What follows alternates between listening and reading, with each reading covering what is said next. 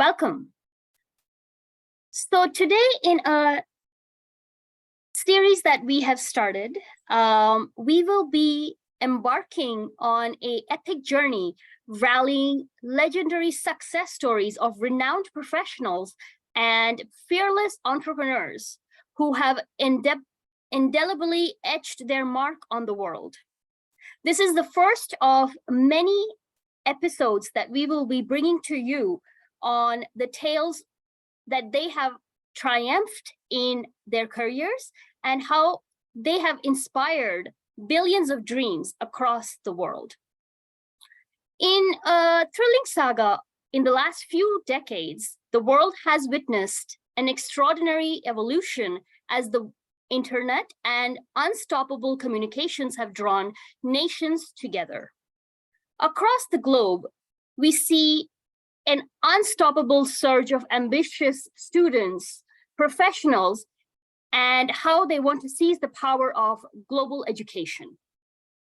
In this gripping tale, the significance of effective communication rises to heroic proportions, playing a pivotal role in shaping destinies. Embracing a noble quest on behalf of Confident Communication Services, we have embarked on a journey to empower many students, lighting their way to global aspirations that they have for their education and their careers. Today, joining me is myself, Anushka. I have been working in the US for over 20 years in SAP HR transformation projects. I have worked for many consulting companies. I have worked for the top 5 consulting companies, and my career has spanned across various domains from banking to oil and gas to retail. I am also a co-founder with Confident Communication Services and ASCG, and joining me is the founder and CEO of Confident Communication Services, Sathya Mukherjee, who is a scientist. He had spent his career working for Fortune 500 companies in USA for over 17 years, and now is working towards bringing the same aspirations that a lot of Indian students and students across the world have to come to this country. Our very special guest today is Balaguru. Balaguru has been a student of Kendriya Vidyalaya. He had then proceeded to graduate his bachelor's from Sathya Institute, and then graduated from Loyola Business Institute of Business Administration in Chennai. He had then worked in India for American Express and Bank of America, and then he had come to USA. As soon as he came to this country, he had started a very successful company, Athreya Inc. And since 2007, he has been heading the company as the president and CEO of this very successful organization. He lives in New Jersey with his wife and beautiful kids, and his passions involve traveling around the world, expanding his business and acquiring talent from across the world. He's also very rooted to his home country and spends a very good amount of time in a lot of philanthropic and empowerment efforts towards various projects that he has taken up. Let's hear from him, his story, and his incredible journey from India to the US. Sathya? Thanks, you, Anushka. Balaguruji, we are extremely honored to have you today. Let me put the first question to you. From the vibrant schools of India to the land of dreams, unveil your extraordinary odyssey, pressing the tapestry of your journey to America. Please share this incredible chapter with our eager audience. Firstly, Sathya ji, Anushka, and everybody else in the team, thank you very, very much for putting this together. And I'm honored to be here speaking to you today. Namaste to all. And it's a very auspicious day. Guru Purnima is tomorrow, and today is Purnami late night. And we are embarking on this journey here today on such a beautiful day. And as I said, as Anushka mentioned, I live in New Jersey, and we are also commencing something very beautiful in New Jersey, where Sri Shankaracharya's temple, Manimantapam, is being consecrated, and the Kumbhabhishekam is being held this week over here. So a lot of good things happening, and CCS, I wish it the very, very best. Anushka and Soptik, all the best to you guys. And Balaguru, So you now can be coming little loud. I think a little loud will be better for the audience. Okay, so coming back to my journey, it's a very interesting one. I actually started my life in a small town called Tiruvayar in Tanjore district of Tamil Nadu, which is a cultural capital of Tamil Nadu. Of course, we also have Madurai as another cultural capital over there. So Tiruvayar is renowned for its music culture. I started from there, and I also belong to a defense family, that is services family. My father was in the Indian Air Force, and I have many members of my family who have served as in the three arms of Army, Air Force, Navy in India. Because of which, we traveled extensively across the country. Okay, so during my 11 years of schooling in Kendriya Vidyalaya, I studied in 7 different schools. Okay, so I had tons of uh, classmates and schoolmates, and in today's kind of interconnected world, we have so many different WhatsApp groups from different Kendriya Vidyalayas that I'm part of and participate in. That being said, at a very early stage in my career, I got an opportunity to know about India quite a bit, the different cultures, the different types of societies, different languages, everything, and I'm only thankful to my parents for that, and the government of India, because my father worked for them, and they took us in different places. But that being said, once I completed my work, once I completed my studies, which I studied at, I was fortunate to study in Kendriya Vidyalaya. It's a great schools those days, and I studied at Sathya College, which is a amazing institution where Sri Sathya Baba set it up. And I don't know how many of you are aware of this institution, but I would urge everyone to look it up and understand the philosophy behind this institution. And then I had completed an MBA program from Loyola Institute of Business Admin. This I did while I was working at Bankam in Chennai. That being said, once I had done that, I came into a small situation where I noticed that the polity in India was actually going down very fast. And we had, in my opinion, we had people of very highly doubtful character and reputation who were sitting in positions of power or getting re-elected. So that kind of worried me. And I had a newborn baby in my house, my son, and I thought, is this what I'm going to be giving my child? Is my son going to come to me tomorrow after about 20 years and say, Dad, you've been always preaching righteous way of living. And look at these guys.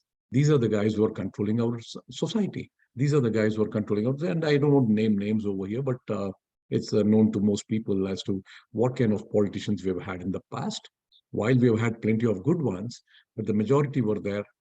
The same. So a socio-economic and cultural, political and cultural situation made me think about migrating out. And then we had the internet boom, and we had the Y2K. I rode that wave. I retrained and redeveloped myself and came to the US on a SAP platform in the late 90s. Once I came to the US, there was a different situation that I faced. That was one of immigration requirements.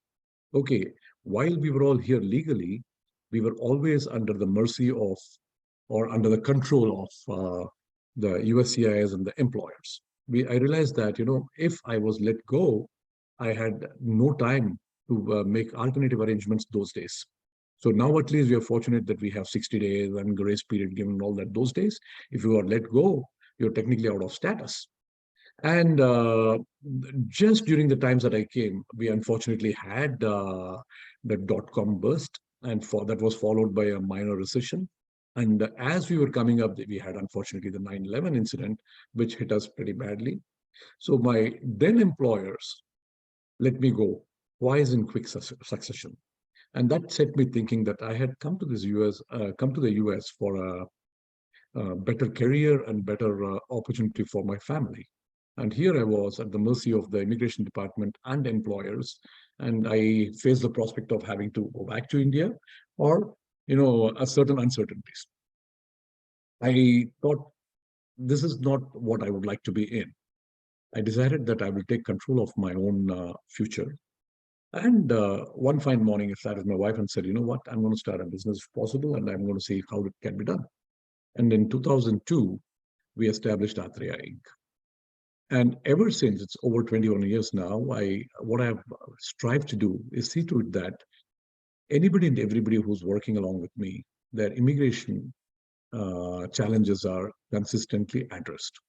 And as you all would know, most of us Indians, or for that matter, expatriates working here, we do have to comply with UCI's norms, and how best to handle it is what I've been focusing on. Okay, that's how I started my journey in the US. I would give a pause over Balaguruji, I here. have a follow-up question on this. Since you mentioned about the entrepreneurship journey, let me put the question. Unleashing the entrepreneurial dynamo and illuminate the sparks that ignited your entrepreneurial mission. Share the riveting tale of your audacious journey from dreams to reality.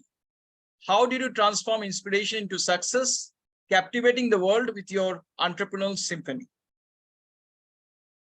Okay, so obviously there are many things that can be shared here, and there would be some that I will not be able to share on a public platform, but we can always discuss it over a cup of chai when we meet together.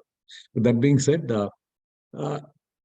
I have a firm belief that most Indians are innately entrepreneurial. See, we came up with we grew up in a culture of jugaad. We grew up in a culture of making do with minimum things being available to us.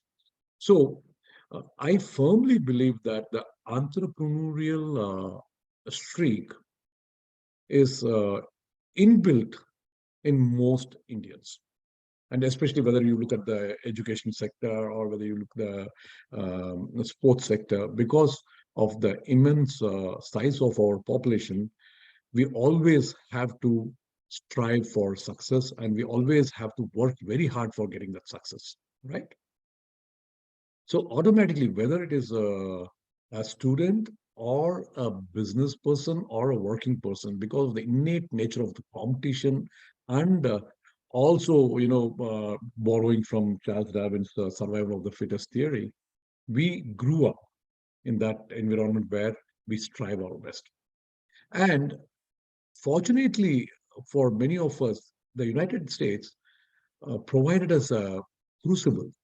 It has an excellent entrepreneurial, it had at least, I'm not sure how it's going to be as we go forward, but it had an excellent entrepreneurial support system. Okay, we could start the business as long as the rules are defined and you comply with the rules. One could be a successful businessman in this country. And obviously, you cannot forget the ethos of hard work and dedication and integrity.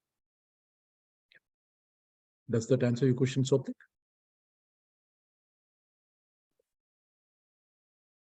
Sathya, you're muted. Sathya, you're muted.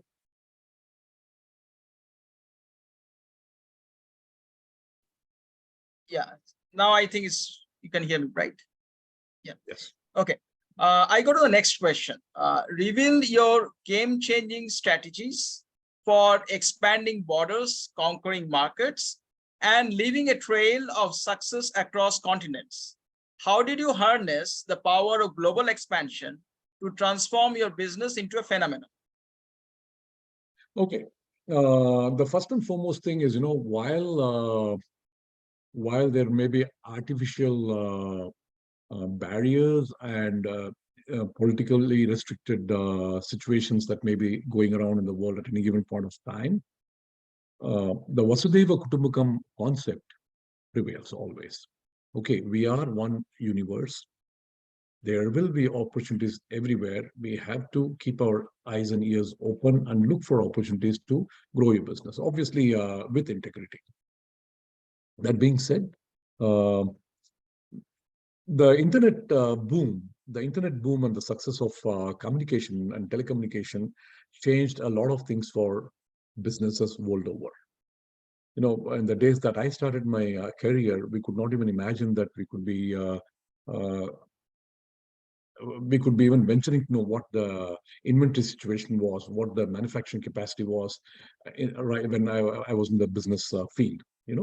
So we had to rely for reports that would come probably 3, 4, 5 days later. But today, a front-end field salesperson is aware of every situation, and he's able to provide he's able to provide inventory reports immediately based on which he can project his sales and all that. Right? All this has been facilitated due to the rapid development in the internet communications.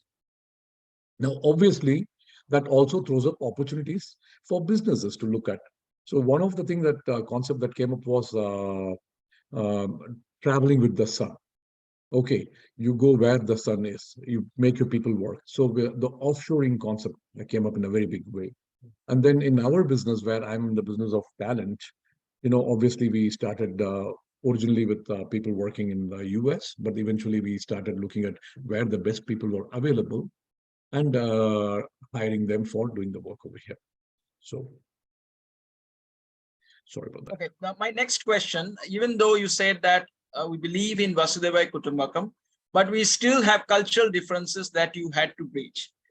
In my next question, I asked, cracking the global code, the kaleidoscope of success in a world of diverse horizons, unravels the secrets to flourishing in international waters as cultural understanding and adaptability takes center stage. So how do you master the art of bridging cultures from unprecedented triumphs in global business? I will go back to the basics again over here, Soptik.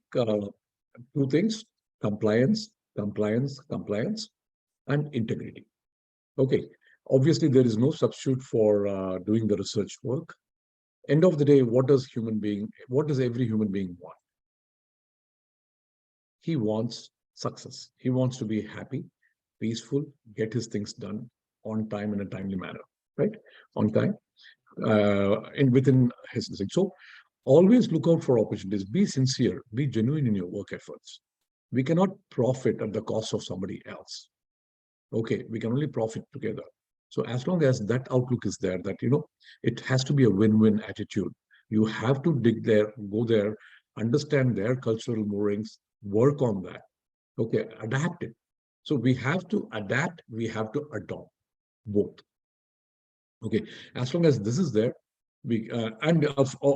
obviously, anybody can see through fakes, anybody can see through deceit. So never be deceitful, never allow your integrity to be questioned. Okay, be honest and truthful about it and work sincerely.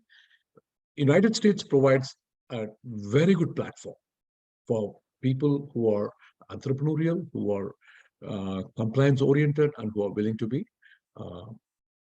full of integrity. Okay, and that has been my root mantra. Okay, that's what it is. And always, be willing to adopt new emerging trends and be willing to adopt technology changes and adapt yourself. That's my follow-up question in that how do you figure out businesses? Decoding the art of opportunity assessment, peer to the crystal ball of international ventures, and unveil the key factors that shape your path to success. So how do you forge the future, spotting diamonds in the rough and navigating new markets with unparalleled savvy? Soptikji, I wish I could have a mantra for that, and I'm still searching for it. Diamonds in the rough. Yes, always looking for it. And in today's world, we hear of multiple icons and multiple billionaires, overnight billionaires, who have probably found that magic mantra. In today's world, technology offers immense prospects, and one should not lose sight of technology.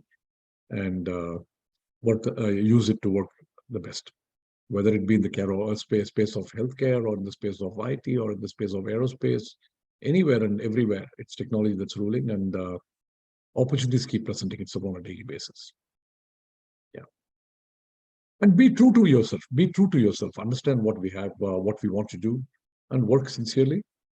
Then there are no, that's what I would say. Yep. Does that answer your Let me ask a little bit about technology, because you worked across SAP and blockchain. So the next question I have is unveiling the techno utopia, embracing the blockchain revolution and riding the AI wave. Peer into the crystal ball of technological marvels as your company paves the path to a futuristic landscape. So paint the canvas of tomorrow. What does your vision hold for the future of technology? Obviously, the buzzword today is AI, AI, AI. AI is going to control everything. But let's not forget, humans control their future. So as long as we keep learning from the past, okay, we will not sing. In today's market situation, obviously, AI is going to be helping us, but I would not say that the role of human effort is going to be any reduced. If we are not able to analyze correctly, we may land up with the wrong conclusion. So that being said, let's harness technology to the best of its powers. And we have a sea of, and not sea, an ocean of talent available in our country back home, which can be put to productive use and take it forward. Yeah. So technology is going to help human beings as we address all the challenges in front of us. Okay, next question I have on the communication side of things. Unleashing the career X factor, EQ versus IQ showdown. Can interpersonal skills and communication supercharge your success? In the quest for professional greatness, what role do interpersonal skills and communication play? Interpersonal skills can never be replaced. Okay, however professional, however modern the management may become, everything revolves and centers around human beings. As long as human beings are in the workforce, interpersonal relationship is going to be ruling. So can we ignore that? In my opinion, only at our own peril. Okay, a satisfied worker is a sure worker for us, right? A satisfied family, as we say, in our culture, we say, right? Loka, samasta loka sukhino bhavantu, loka samasta sukhino bhavantu. We say that, right? What does it mean? Peace and happiness. And how can peace and happiness come if I'm going to be hurting somebody else? So that's where the universal fundamental truth of our philosophy comes back. You cannot be happy at someone else's cost. So that being the case, interpersonal relationship is the key to growing yourself, growing your business, growing the world around you. Okay. And, unfortunately, we have seen many wars, which all could have been prevented just by applying the basic rules of interpersonal relationships. And Modi ji, who better than Modi ji? Think about it. Okay, our own leader, how beautifully he has shaped the things over the last 15, 20 years and brought things out. And he's literally unified the world to the best of his abilities. Yeah. Anushka, you have a few questions to ask. Yeah, please go ahead. Yeah. So thank you so much, Bala ji, for that insightful, journey through your career and through your life. I think for me personally, I look up to you as a role model, and you have been someone who has, run a business for over 20 years, a successful business for over 20 years. And as we are starting on this journey, how can our organization, Confident Communication Services, and the mission that we have to develop, soft skills, interpersonal skills, and make that a something that the professionals have. How can we unleash that champion in ourselves? As you have, you have excellent communication skills. So what advice do you have for us? I'm very happy you asked this question, Anushka, because the key to success is very simple. Be humble. Okay, never forget our origins. We have to be humble, work, because nothing is our own. Let's not forget, everything is given. It's grace. Okay, it's grace. Everything is given to us. And so that being said, be humble, be very respectful. Okay, since you're starting on this media business, there are many media companies who are doing a great job, but their style and attitude being what it is, it repulses people, at least people like me. So that being said, be respectful of everyone. Okay, do your duty diligently. Let this channel flourish. Let this medium flourish. Okay, in terms of its outreach. I would only say, don't forget your integrity. Never compromise on your values. Okay, say to it that you are presenting the truth as it is. Okay, let's not color it with our own thoughts. Okay, let's show what it is, the truth over there as it is. Be genuine. Let your integrity be never questioned by anybody. Okay, success will automatically fall. Okay, that's my 2 words to you guys. Thank you, Balaji. So that should be our mission statement: integrity, sincerity, and truth or honesty. Absolutely. Respectfulness for every participant. Sure, absolutely. Okay. My last question to you would be, you come from, now it probably is a big town. I don't know, because the dynamics in India keep changing, but you come from a small town. It's not as big as, like, let's say Mumbai, Delhi, Bangalore. And,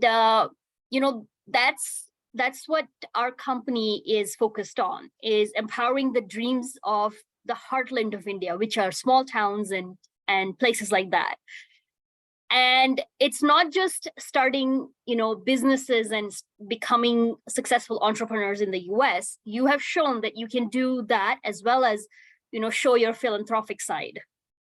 So how does a, let's say, Balaguru from, I don't know, when he was 25 years old, you're still very young looking, but let's say from that age, how do you think a young person from small towns in India can reshape their lives, unleash the extraordinary potential that they have, and basically reach the unlimited potential that lies in individuals of India from each and every part of small, big, whatever the size of the town or locality is from our country?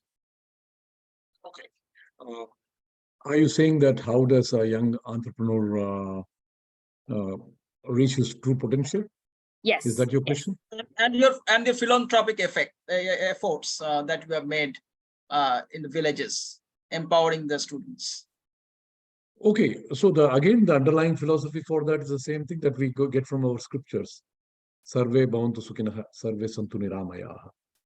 So you keep this in the background, but as long as you know that these are your governing principles, that you want, that you should be happy, and your happiness is dependent on others' happiness. If somebody else is not happy, there's no way that we can be truly happy.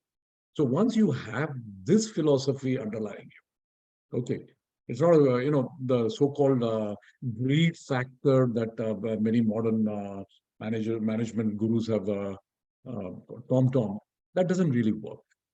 Okay, so as long as we keep the underlying philosophy strong, we are rooted in that, I think the youth will be very well served. They can grow. I remember one of my Guruji's words: God provides for everybody. But if somebody says that I want to have only pizza, I want to have only this, I want to have only that, then probably God may not provide enough for everybody. But otherwise, Ishvara provides for everybody, everybody's sustenance. So there is enough in this world to grow around for the 8 billion people. It's just that we should tap it and use it wisely. And everybody should harness their innate nature. Thank you. Thank you so much, Balaji. I really, really appreciate your time for the first episode. So you initiated it, and I know now it will be successful. So thank you so much for that. I just want to ask you, if we haven't covered already in our questions, do you have any words of wisdom for us before we end this session? Never forget your roots. Never forget your roots. Every day there is a message that will come from there. Listen to your inner voice. Listen to your conscience. Okay. And have a very positive outlook. That's all. As long as the outlook is there, you will do well. Okay. Good luck to all of you guys. All the best. Thank you. Thank you very much. Thank you so much, Balaji. Thank you, Suptik. And thank you everyone for joining us. And we hope to see you in our next series with an exciting guest. So please join us, and please keep watching out for our next series. Thank you. Thank you for having me.